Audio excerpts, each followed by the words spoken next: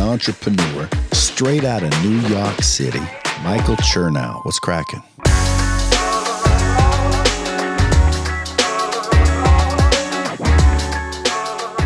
I want to make videos for people that feel alone, feel like they have no one checking in on them, and be able to watch one of my videos and say, wow, that's me. That's exactly what I'm going through.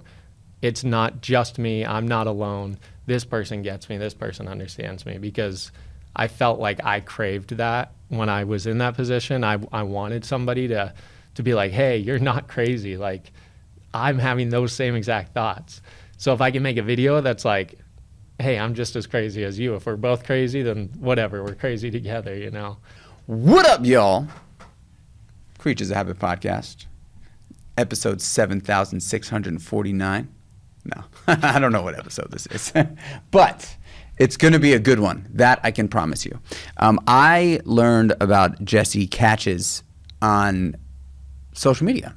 I was scouring through social media, and one thing I want to share about that, which is very interesting. In January, I made a decision to use social media and not allow it to use me. So I spend some time every day, and I try to look through some of the people that I followers and reach out to them and connect with them and try to develop relationships. And it's been wonderful. I'm sitting next to Jesse right now because of that. And so Jesse is a mental health advocate. His mindset is, if you look at any of his content, it is going to put a smile on your face. He is a full-time content creator, unbelievably optimistic, positive guy. I'm meeting him for the first time right now, which is what I think is, I love that about social media. And I can't wait to talk about mental health and positivity and things that we can all do with intention to be better human beings, even with all the crazy shit that we've got going on around us at all times. So, Jesse, welcome to the show. Hey, thanks, man. I appreciate that. Quite the intro. Hey, man. I'm like very excited to have you here. This is the language I like to speak. I was going through some of your content, and there was you were shooting yourself on a run, and I think you said, and I don't know if this is a quote from you or someone else, but it just stuck out to me in a real way. You said, doubt kills more dreams than failure ever will. Yeah.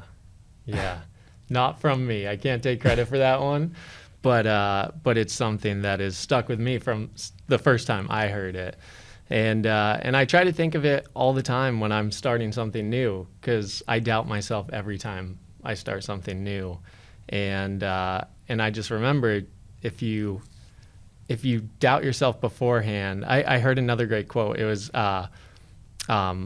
something along the lines of like, doubt your doubts, but don't doubt yourself, and something along those lines, where it's like, if you let the doubt stop you beforehand, you're never going to try it, but you're going to be bad at everything right when you start. So you're going to have some level of doubt, but if you can just get past that first layer and start doing it and get that activation energy rolling, then it breaks open a whole new world of opportunity. So tell us a little bit about yourself before we dive in.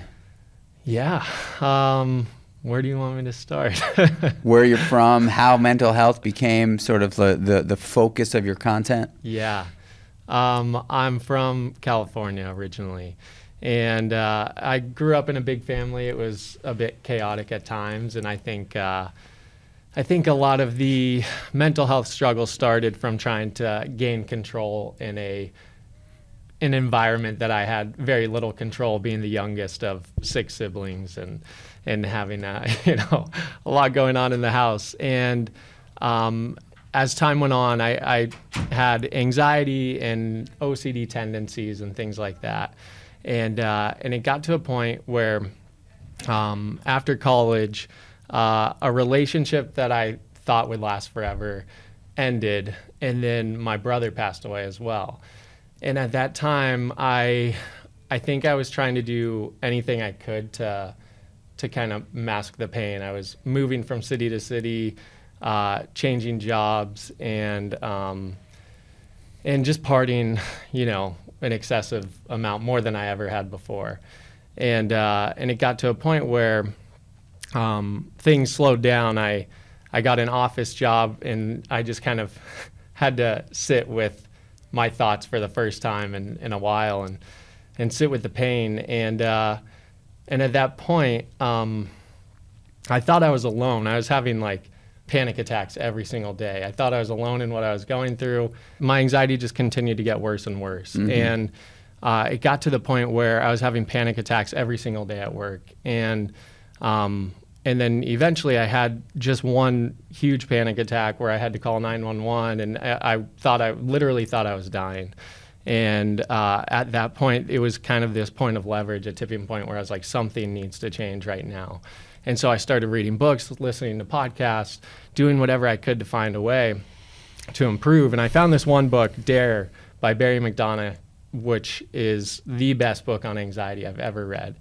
And that started pushing me in a good direction, started continually growing, applying new habits from there, and eventually got to a point where my mental health improved and I was feeling much better. There was a lot of decisions that went into that and life events that got me to a better point in my life. Before we go further, though, I think it's important. I just want to, so I don't forget, there's two things that I want to touch on. One is when you said you thought you felt alone, or you felt alone. I'd like to just understand what that means, just because that is said a lot, right? And I think it's important to understand that it's totally possible for humans to feel alone in a crowded room. And so I want to just do that. And I also want to ask about what, if there was a few things that you can point to that you learned from either your readings or whatever, community that you invested in to help you get out of that place. Totally. Yeah. In regard to feeling alone, I think a lot of the battle with anxiety often comes down to your thoughts and what's happening in your head. Of course, it's you can't really see what's going on in someone's head. And when I felt alone, it was mostly because the thoughts I was having, I thought I was literally losing my mind, and I didn't want to tell anyone because I honestly didn't want to have to go into a mental hospital. I thought I was that scared of what was happening inside of me and the thoughts I was having. So in regards to feeling alone, it was like there's periods of my life where I felt this way, but I'll go back to college. I was having crazy intrusive thoughts, and I was as close to my roommate as possible. We shared a room. We slept right next to each other in terms of our beds, and he had no idea what I was going through. And I would go in the bathroom and just sit there and cry because I was having obsessive intrusive thoughts nonstop. So I think it's important to know that even you and I in this situation right now, sitting next to each other, I have no idea what's going through your head right now. You might be thinking, what are you going to eat after this, right? I'm coming onto this this podcast. I just told you it was my first in person. It's kind of nerve-wracking with all these lights, I'm a little nervous right now. And so there's just these things that go on in people's heads, and you have no idea unless you sit down and talk to them and ask them. And I had no one asking me at that time what was going on, if I was okay. And then additionally, I was too afraid to reach out to anybody to share what was going on, When people ask me to share some advice from my life experience, if there's one piece of advice, what would you say to your younger self? My answer 9 out of 10 times is ask for more help, or ask for help in general.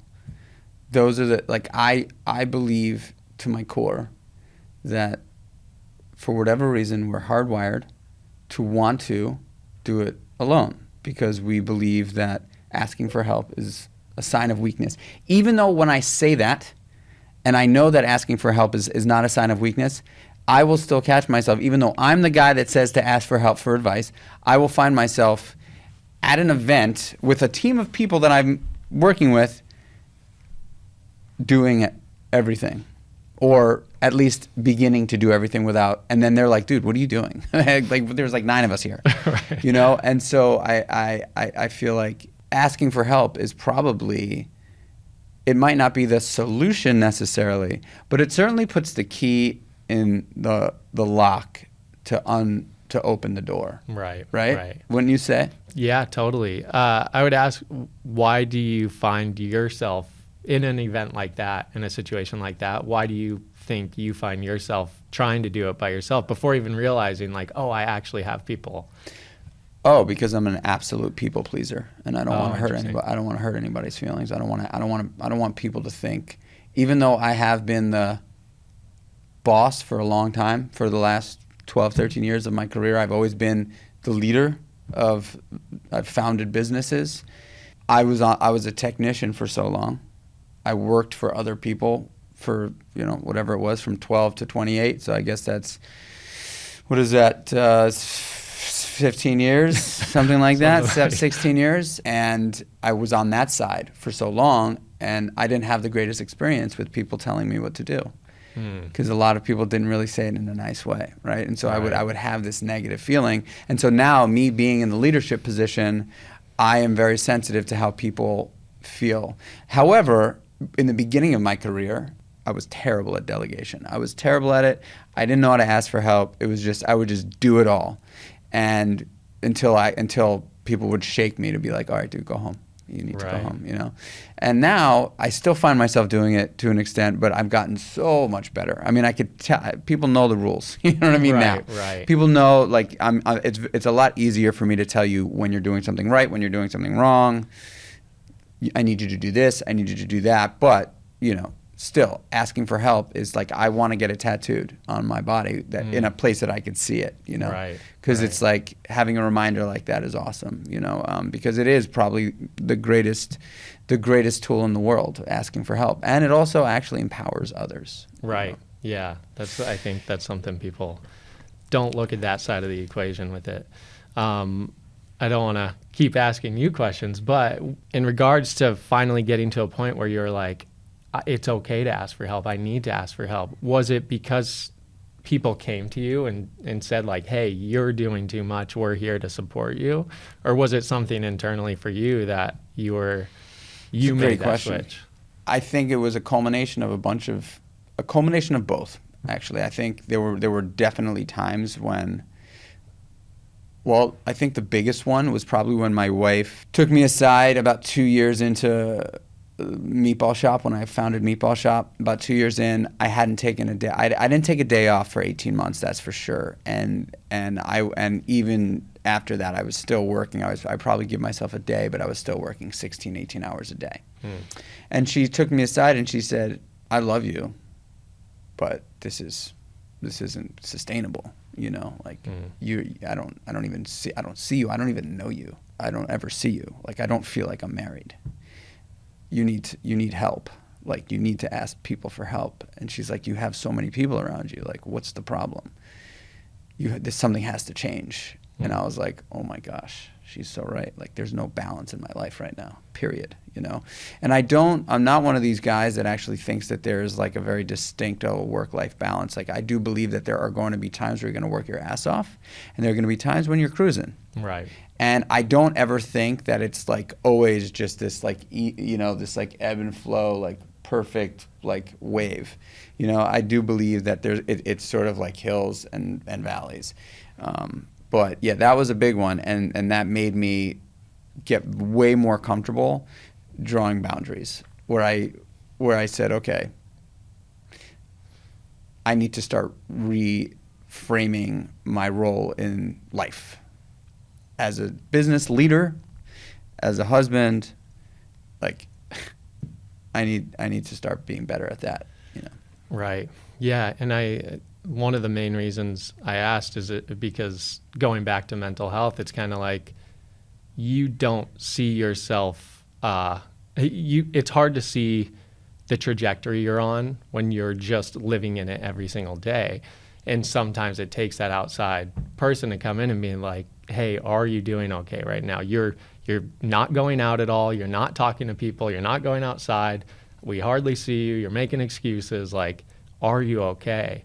And I think getting to that point of leverage, sometimes it takes somebody to step in and say, hey, like, we're here for you no matter what, And that's, again, going back, that's not maybe I hit it really well, but I didn't have anyone ask me that. And so that's, I think, why I felt so alone, to kind of tie it back in full circle.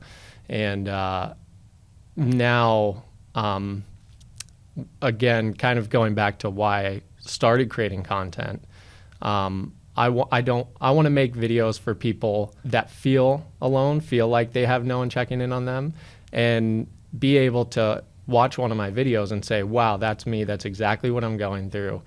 It's not just me. I'm not alone. This person gets me. This person understands me, because I felt like I craved that when I was in that position. I wanted somebody to be like, hey, you're not crazy. Like, I'm having those same exact thoughts. So if I can make a video that's like, hey, I'm just as crazy as you. If we're both crazy, then whatever, we're crazy together, you know? And I think sometimes it takes somebody stepping in to do that. So hopefully my content can act in that way. Dude, I mean, it did for me. When I started looking at it, I was like, wow, like this guy, I feel like he's speaking to me, you know? And I think also what I'm hearing from you is this, like, you know, when people say I feel alone, what I think they're saying really is, I'm too afraid to say how I feel. Right? That's how it was for me, for sure. Right. Like I went through years of mental health, depression, severe addiction issues. And I came out of that, thank gosh, I've been sober 19 years, but I really battled hard with that from like 12 to 23. And I learned coming out of that one of the greatest things that you can do as like little habit for your day is to genuinely tell people that they're awesome. You know, like you see somebody that you may be friends with or may just see on occasion and just be like, hey, I just want to let you know you're awesome. You know, smile. Like that little thing. Saying that, and obviously, you know, I was in the sober community, and so people that are in the sober community, there are times where it's just like amazing and life is fantastic, and then there are times where you're about to jump out of a window or smoke some crack, you know, like you're right on the line, right. And that one person stopping you and being like, hey, that shirt's awesome, or hey, you look fucking great today. Like, that was so amazing what you said yesterday. Little things like that I have felt not only are an amazing way to be of service, little habits to have in your life, but I've been so ingrained to do that because when people would do it to me when I was getting sober, I was like, really?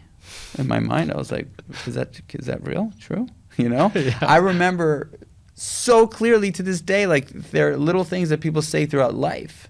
I remember in freshman year of high school, the beginning of my freshman year of high school, I was the youngest kid because I have a late birthday. And so I turned 13 in ninth grade. And I graduated high school at 17 as the youngest kid. I was the youngest freshman, or one of the younger freshmen. And I remember, and I felt just like young and small. And when I was I changed pretty quickly in high school, but towards the end of my freshman year, I remember this girl coming up to me and she said to me, I'll never forget it. She said, "You know you're hot." She was like asking me, like, did I know? And I was like, what? Did she just ask me if I know that I'm hot? So she's obviously telling me I'm hot, right. And I probably don't even know it. Right. And I'll never forget that. Yeah. You know? And so moments like that, if you can create moments like that girl never will know what she did for me. Right. She'll never know. Right. I will never forget that for the rest of my life. Yeah. You know? Yeah. Anyway, so some moments though that I would love to like, and these are obviously habits that people can potentially implement into their lives, because you said that there were things that you potentially learned from that book, or just your indulgence in lifting up rocks in the world of mental health. Right. So were there any habits or tools that you implemented on a regular basis to help you come out of that? Yeah, totally. And to go back to making someone's day, one habit, speaking of habits and leaving an imprint on people.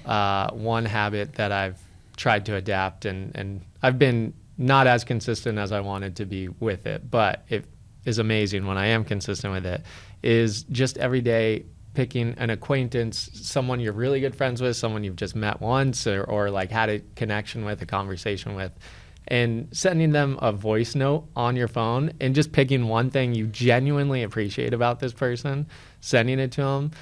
I swear I've gotten multiple responses where it's like, you just made my week, brought tears to my eyes. This is amazing. And every single time I'm like, all I'm doing is telling the truth about how I feel about this person. But then also, like, I get to, it feels good to be able to add value to someone's life by literally just telling them how you feel. And again, it's like the girl asking it if you knew you were hot, but it's like, this is something I genuinely appreciate about this person. Why not just tell them anyway? It takes a minute to do. And then if you can do that with somebody even once a week. I was trying to do it every day and I'm like, I'm going to run out of people I know in a hurry. But like, if you can just do it once a week to somebody you know and genuinely appreciate, it's such an impactful move. You know, I was waiting for you to say text, and you said voice message. And I think that is such a distinction. Yeah. It's such a distinction. Yeah. You know, like, I have noticed that real relationship people that are not just transactional, when they communicate with me via Instagram or text message, it's always voice. Real relationship people that really, really are intentional. Right. You know, it's so easy to text, right? There are some people that will only voice memo. And I thought it was like an interesting, like, marketing entrepreneurial thing.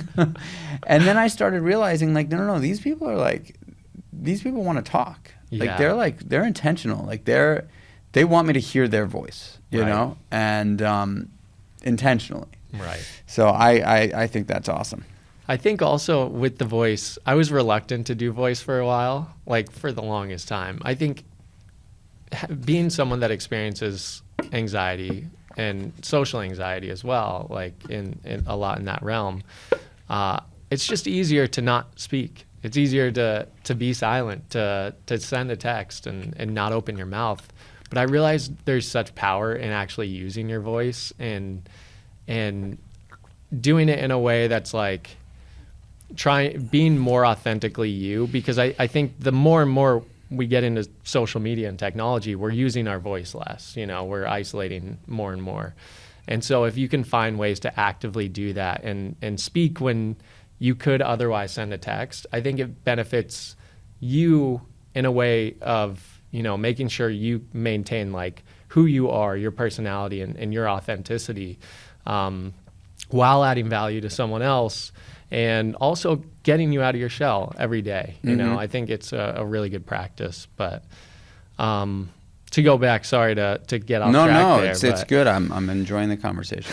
Yeah, but to go back to Dare and reading that book and taking some key takeaways, there's the book, the name Dare is an acronym. It's diffuse, accept, allow, run towards, and engage. And I think one of the biggest takeaways that I've had is the initial experience with anxiety. When you feel anxiety, D in Dare, diffuse, is diffusing the situation with comedy, almost like levity, making the situation light, rather than this is going to kill me. Be like, okay, so what if it kills me? I've had a great life, you know.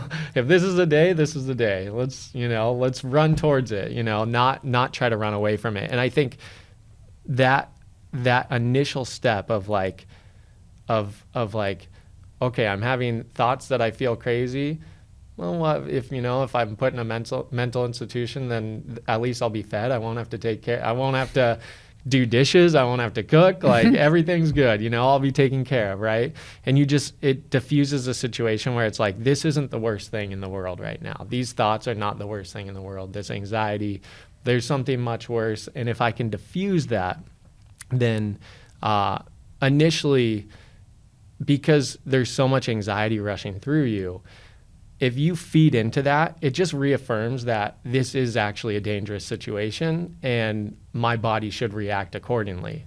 But if you add levity to the situation immediately and diffuse it, then it's like, oh, wait, we're actually safe. It's uncomfortable, but we are safe. It's okay. We don't need to, send all the adrenaline and dilate all the blood vessels and whatever. It's like it diffuses the situation immediately and it tells your body that we are actually safe. Because that's ultimately what happens in a panic attack, right? Totally, like the yeah. thoughts ignite the cortisol Right. and the adrenaline, and then all of a sudden your body physically, biologically responds to that to that trigger, right? Yeah. Basically, anxiety itself is a really, really helpful feature. It's not a bug in our system that we need to solve and fix. It's a really helpful feature meant to help us survive. And so when you feel anxiety, it prepares your body to move. Your focus narrows, your blood vessels dilate, adrenaline's released. It's like a shot of energy. It prepares you to move to survive. And so if you, in that moment, if you start to feel that and you're like, oh my gosh, I think I'm going to die, your body's just going to give you more to prepare you to move more because it wants you to survive. So if you initially feel that and you're like, wait, I am safe. I don't need an extra adrenaline. I don't need to move right now.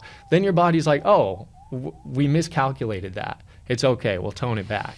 And it might take a minute. It takes a while to actually, I always say anxiety, I don't believe needs to be healed. It just needs to be recalibrated, because it's like we need to more accurately adjust what's actually dangerous, or assess what's actually dangerous, rather than reacting to everything and just letting it go haywire. Something that I love about what you're doing, very similar to what I'm doing. You and I are not doctors. Mm-hmm. We didn't go to school I didn't go to business school to be an entrepreneur, or, life coaching school to talk about the things I talk about on social media. Neither did you. Right. We are literally out there sharing our experience. Mm-hmm. We're real humans that have had real experience who want to be really of service.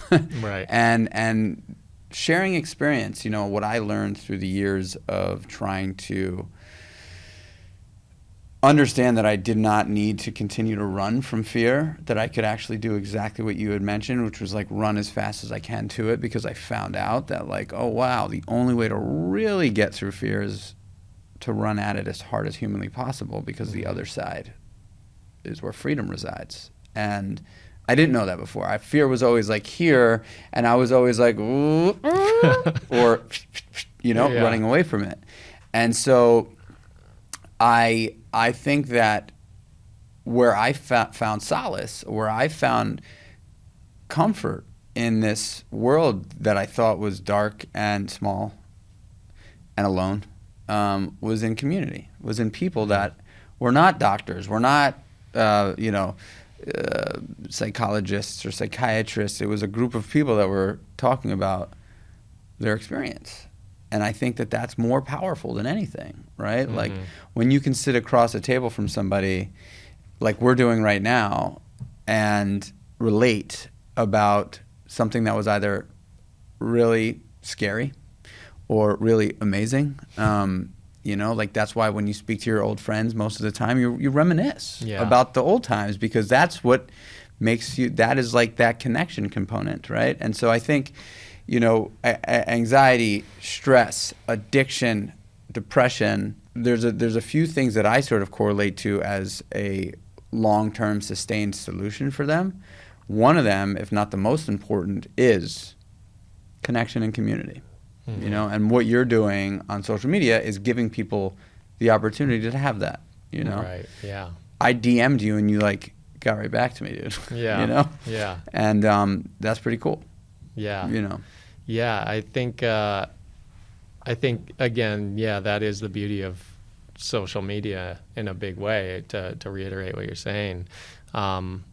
But it's funny. It can go in either way. It can be very isolating, or it can be very community oriented. And depending on what you use it for, which I don't remember if it was before we started rolling or during, but you said you started using social media. I think it was in the intro. You said you started using social media more mindfully, essentially, to connect and follow people that you. Well, I use it now. It doesn't instead use of letting me. it use you. Yeah, that's what you said. You know, Great way to put it. But that and there's definitely times where I catch myself. I'm like, oh Totally. no. Yeah. Be self-aware, dude. Like, you're in it, get out of it. Yeah. Like, you can stop this right now, or you can go in the hole. Absolutely. Yeah. And I think that's so valuable, and it's such a good message to put out there, because I find myself getting trapped sometimes in the videos that are literally just shock value views. And I'm like, hey, they work for a reason. Like, they draw you in, you watch one, and then the algorithm feeds you more. But using social media in a mindful way to actually assess who you're following and if they actually align with the person that you want to become, because the old saying of you're the average of the 5 people that you hang out with most, proximity to who you're around, the close proximity of your friend group and acquaintances is who you're going to become. It's powerful. And now more than ever, we're spending the most proximity, the closest to the people we're around is on social media. And so if you are looking at your feed, like, who are the top 5 accounts or genre of accounts that I spend my most time consuming? And you have to kind of evaluate, is that the trajectory I want to go down? Is that where I want my life to go? Cat videos, I love them. I love cats. But I don't want to I don't want my time, my most valuable asset, to be spent consuming things that I don't want my life to turn out to be, right? Mm-hmm. So I think it's very valuable what you said, and I think it's something that people should assess how they spend their time, because you can use it in a good way, like you're saying, to build communities and like-minded people and really push you forward, both in a mental health stance, physical health, career, any asset of your life that you want, or facet, I mean. The other piece of that is, and this is not necessarily in person or in real life, but it could be on social media as well. I was just telling you before we started rolling that I had just done this right before you got here. I did a little solo pod on fear, mm-hmm. and how fear has been such a great tool for me over the years. And there's many times where when I'm in it, I don't feel that way, mm-hmm. But the people that you surround yourself with show their colors when it's not comfortable. So when things are hairy and hard and scary, the people that you surround yourself with are going to either lift you up or drag you down. It's just that simple. Yeah. That's my experience in family, in business, in friendship. And I can point to many cases on both sides for each one of those pillars. I have essentially a co-founder of Kreatures of Habit. His name is Jonathan. It's been hard, man. It's a hard time to be a founder. I mean, the money's not flowing for everybody, and right. It's hard raising money, and it's just a hard. I've chosen a hard life that I love, but it's just hard, and not a moment goes by when things are hard and we have to get through stuff. Really, it's like life's on the line, business-wise. He'll write me a text and say, "There's not a doubt in my mind that we win, brother." Like, there's not a doubt. So, wow. Yeah, it's scary. Yeah, it doesn't look good. But there's not a doubt in my mind we don't get through it. And right. He literally, is my phone over there? Yeah. I'm just going to read you this text message. Please do. Literally, this is the text message that he just wrote me. Thank you. This is a text message that he just wrote me, because we're going through it. We're in a moment right now. Right. And he wrote me this text message today. "This company is going to be successful. Even if they don't come in, it's not going anywhere. We can figure out how to navigate it with what we have. I've spent some time looking at the model last night and where we can optimize. We can meet tomorrow and we can run through everything on my computer. No stress, brother." And we're talking about intense moments, Yeah. right?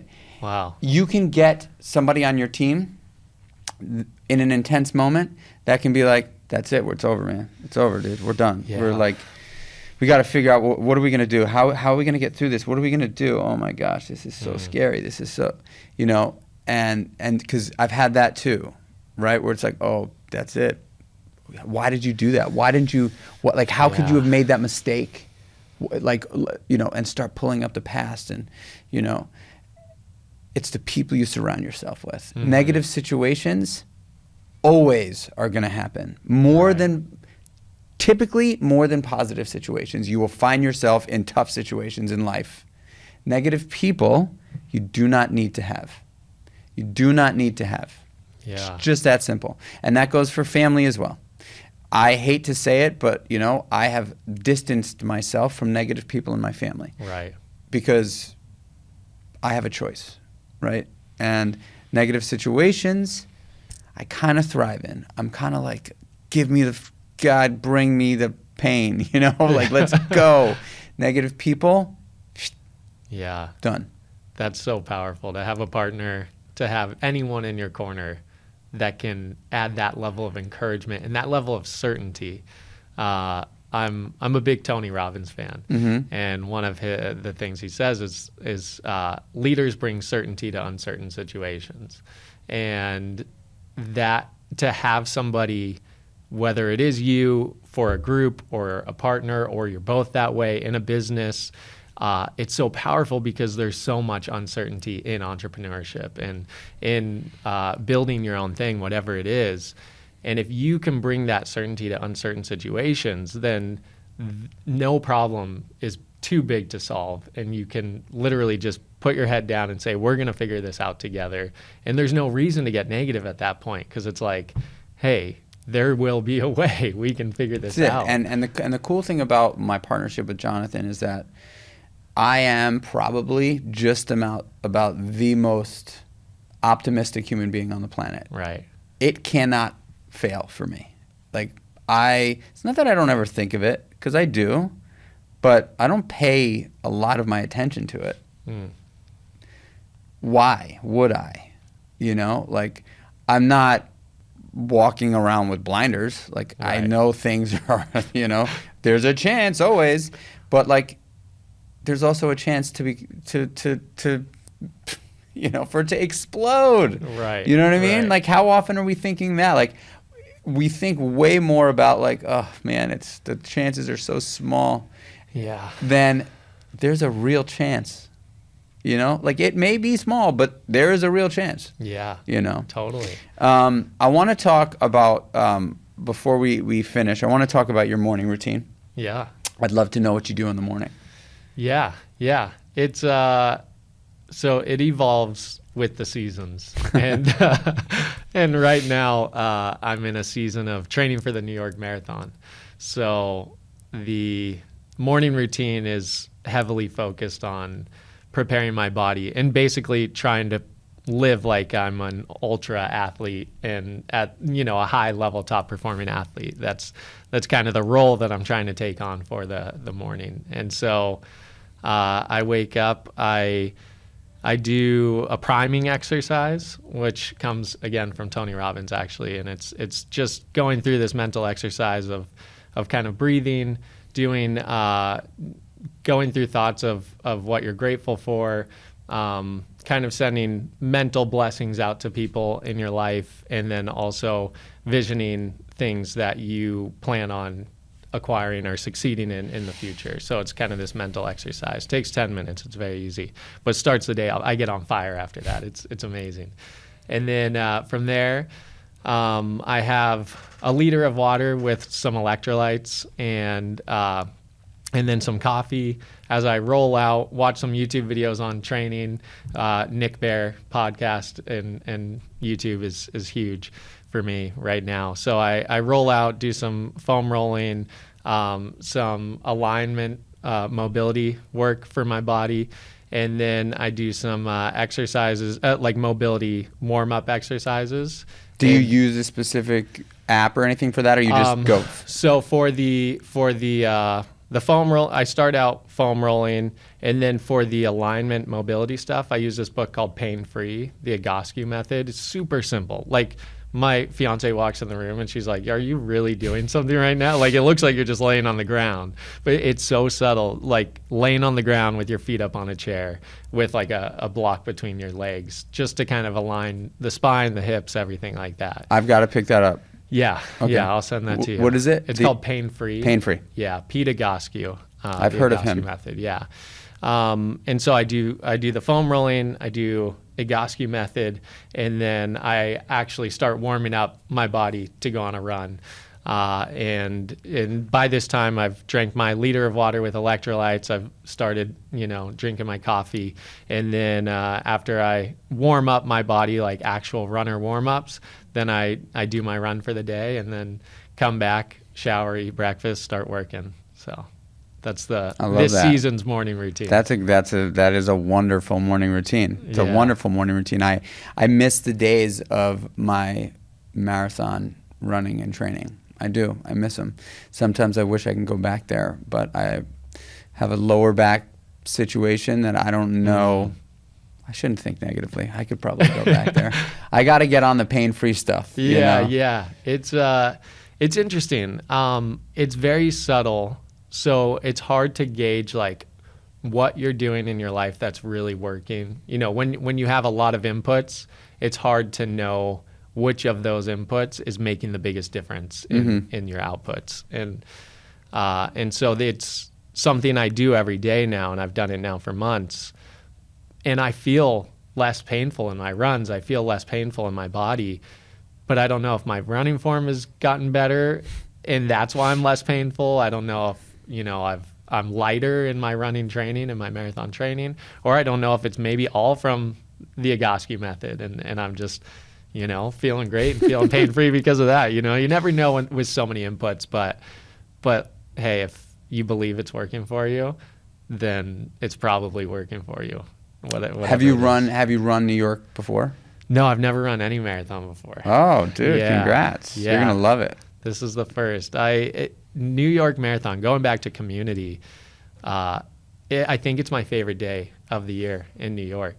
It's like getting to see people doing what they thought was impossible, and then thousands and thousands of people going and cheering them on to do that. Literally every year I start crying. I'm like, this is the most beautiful well, thing dude, I've you're ever going to mark my words. When you're hitting the 59th Street Bridge in Queens, and there is thousands of people as you get onto the bridge. They don't let pedestrians on the 59th Street Bridge. It's the only bridge where people cannot go on. And you get on that bridge, and it goes from this massive cheer and just like loud, like you feel like you're in a stadium, to, and you're just on the bridge. Oh, wow. And it's quiet, and it's a long, wonderful ascent up the bridge.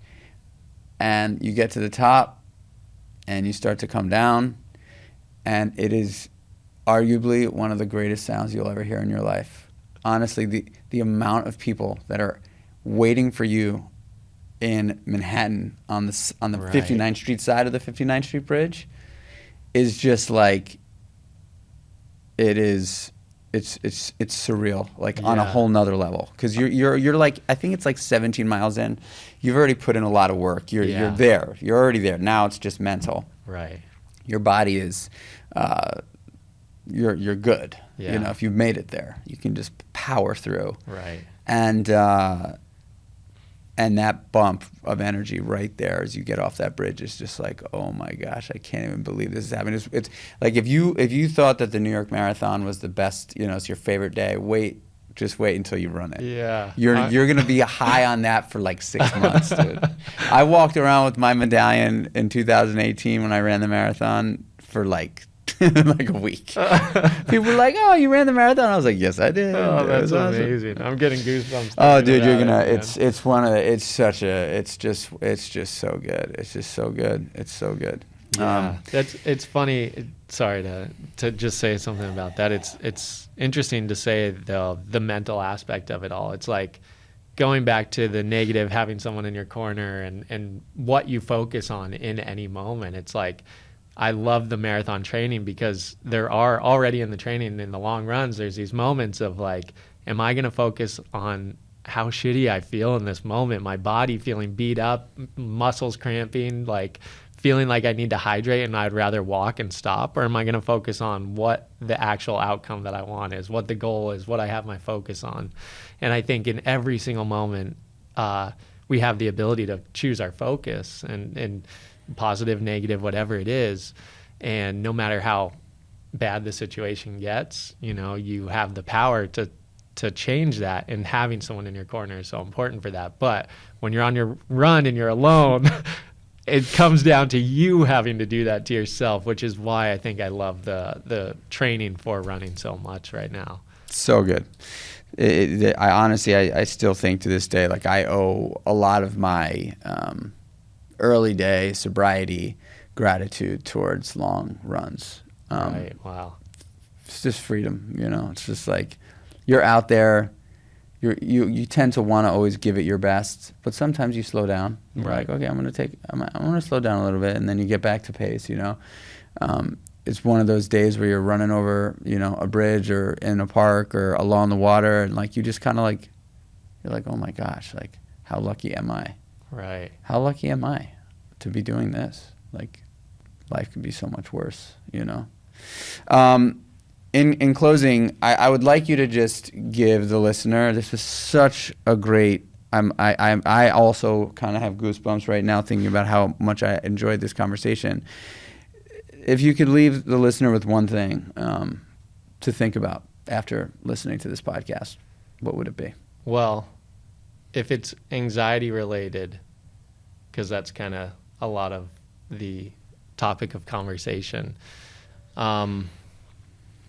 I've been writing a little ebook, and a lot of it is going back over my experience with anxiety and kind of what has helped me along the way. And it's kind of each chapter goes through a part of my life and why it helped me, and a tool. And I think kind of closing on what we're talking about right now, one of the things that I think kept me stuck the longest was I was so focused on getting rid of anxiety and stopping what I was going through and stopping the pain that I was feeling, that it felt like the rest of my life was almost stolen away in that period where I was like so consumed by getting rid of this thing that I let everything else pass me by, and I just kind of put my life on hold. And going back to the focus and choosing your focus, I think recognizing that anxiety is not an enemy. It's a feature in your body trying to protect you, trying to help you. And because of that, we don't actually want to get rid of it. We want to just change the settings, get used to it, get used to living, basically diffusing the pain when it comes on, like we talked about earlier, and then moving forward regardless, but not, again, now knowing that anxiety is a helpful feature and not a bug that we need to try to get rid of. Don't focus all the energy on trying to get rid of it. Then say, okay, anxiety is on my team. Let me not focus on trying to get rid of it. What do I actually want? It's like if we're throwing a dart at a dartboard and we're trying to hit the bullseye, we're not going to look to the side and throw the dart and just hope it hits the bullseye. And basically what we do with life sometimes, I think, and what I did was like, I would say I want this life that this ideal life without anxiety and this version of my life, but then I would focus on anxiety and trying to get rid of anxiety the whole time. So I'd be looking over here while trying to hit this dart. But if I'm like, okay, anxiety is on my team, it's there to keep me safe. I might be uncomfortable, but I am safe. Now let me actually focus on my goals.